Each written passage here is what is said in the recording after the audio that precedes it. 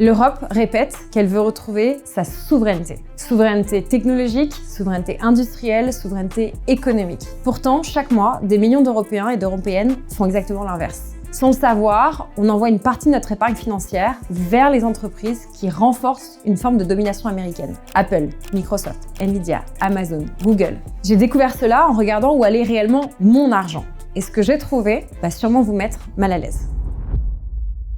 L'enquête commence par une question toute simple. Quand un Européen veut investir en bourse, quelles sont les options qui s'ouvrent à lui? Aujourd'hui, investir dans des centaines, voire des milliers d'entreprises à travers le monde n'a jamais été aussi simple. Grâce aux ETF, vous connaissez sans doute ce terme, c'est des fonds qui regroupent des paniers d'actions. Vous pouvez acheter en une seule fois des entreprises comme Apple, Nestlé, Toyota ou LVMH par exemple. L'un des ETF les plus populaires, les plus connus au monde est le MSCI World, un nom qui laisse penser que cet ETF représente l'économie mondiale. Sur le papier, la promesse paraît plutôt séduisante. Investir dans le monde entier, profiter de la croissance globale, ne pas avoir à choisir les gagnants. Mais lorsqu'on regarde la composition réelle de ces indices, une surprise apparaît. Il y a près de 75% de ce fameux World qui est en réalité composé d'entreprises américaines. Autrement dit, en pensant diversifier leur patrimoine à l'échelle monde, de nombreux Européens font surtout un pari sur les États-Unis.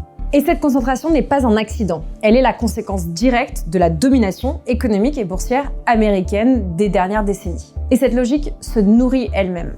Parce que chaque mois, des millions d'Européens et d'Européennes investissent. Souvent de manière automatique en plaçant la même somme mensuelle sur ces indices. Cette façon d'investir régulière, répétée et parfois automatisée, on appelle ça le DCA. Investir régulièrement sans chercher le moment parfait pour entrer sur les marchés. Ces Européens, ils investissent parce que les marchés américains ont surperformé, parce que la technologie américaine domine, parce que les grands gagnants de ces 20 dernières années sont américains.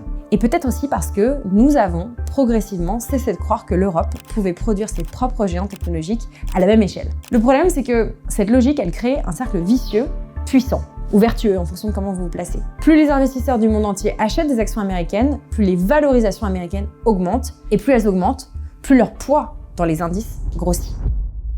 Pour comprendre ce phénomène, il faut changer de perspective.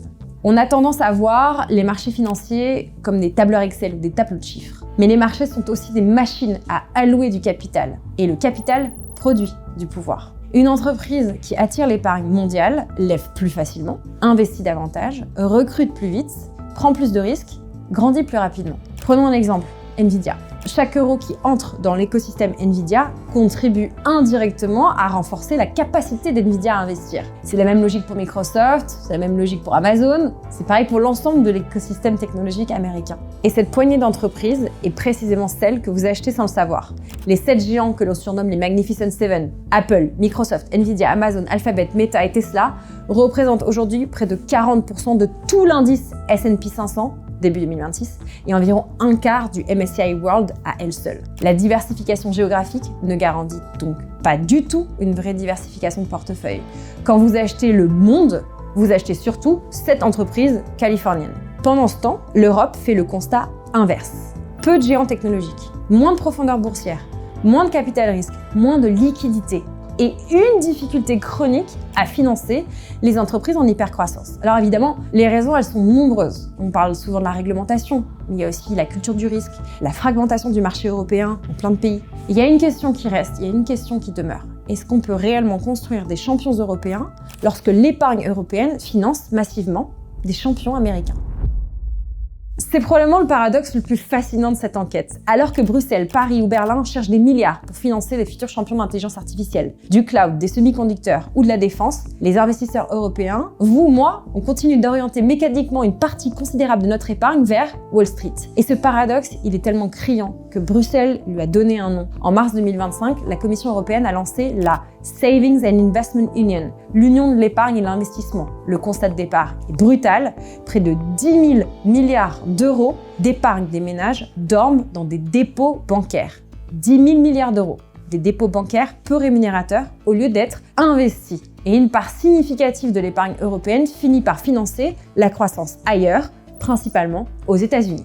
Pendant ce temps, le rapport Draghi chiffre les besoins d'investissement de l'Europe à 750 à 800 milliards d'euros supplémentaires par an d'ici 2030. Chaque année, remettre au pot 800 milliards. L'argent existe, il part juste de l'autre côté de l'Atlantique.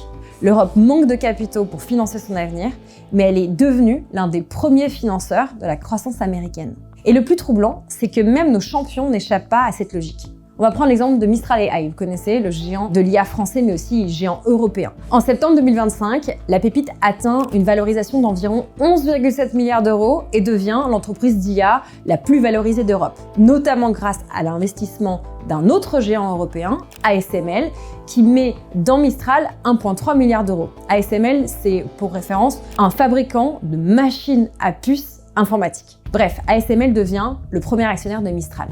Une réussite européenne. Sauf que, pour faire tourner son futur centre de données près de Paris, à Bruyères-le-Châtel, Mistral commande 13 800 puces GB300 signées Nvidia. Autrement dit, même quand l'Europe finance son propre champion, une partie de l'argent finit par renforcer le géant américain qui domine déjà le marché, Nvidia. Nous débattons d'autonomie stratégique, de souveraineté technologique, d'indépendance numérique et en même temps, on envoie une part croissante de notre capital vers les entreprises qui dominent déjà ce secteur. Encore une fois, ce n'est pas un reproche, c'est une conséquence logique. On décortique. Les investisseurs vont là où se crée la valeur. Et pendant des années, la valeur s'est créée massivement aux États-Unis. La question, c'est pas donc, faut-il arrêter d'investir en Amérique? Évidemment qu'il faut continuer à investir aux États-Unis si c'est là que la valeur se crée. Mais la vraie question qui nous concerne, c'est comment une puissance économique de 450 millions d'habitants, comme l'Europe, a perdu la bataille du financement de ses propres champions.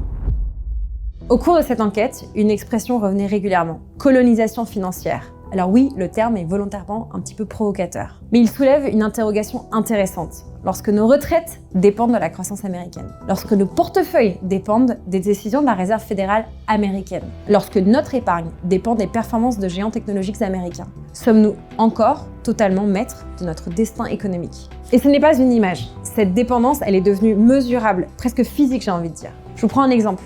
En mars 2026, des analystes tiraient la sonnette d'alarme en disant que la concentration des Magnificent Seven est telle qu'une simple déception sur les résultats d'une ou deux de ces entreprises suffit à faire bouger tout l'indice de plusieurs pourcents en une seule séance. Alors concrètement, ça veut dire quoi? La santé du plan d'épargne d'un retraité européen, français par exemple, dépend désormais davantage des résultats trimestriels de cette entreprise américaine que de toute l'économie réelle de son propre pays, par exemple la France. Sommes-nous devenus les investisseurs d'un empire dont on ne contrôle ni les règles ni les priorités? C'est la question qu'on se pose. Et c'est finalement là que cette enquête m'a menée. Au départ, je pensais enquêter sur les rapports de force entre l'Europe et les États-Unis. En réalité, j'enquêtais sur quelque chose de beaucoup plus vaste, le lien entre argent et liberté. Parce qu'un investissement n'est jamais neutre. Quand on épargne, quand on investit, on ne fait pas seulement fructifier notre patrimoine.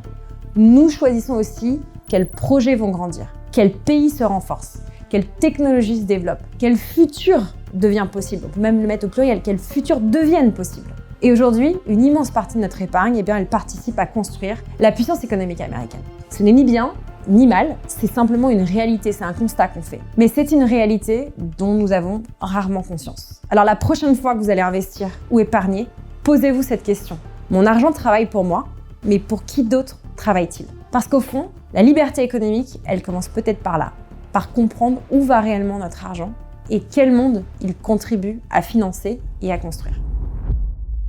Si cette vidéo vous a plu, n'hésitez pas à la liker et à vous abonner à la chaîne pour ne pas louper nos prochaines enquêtes dans lesquelles on va continuer à décrypter les grandes transformations économiques, financières et technologiques qui vous concernent et qui concernent le monde de demain.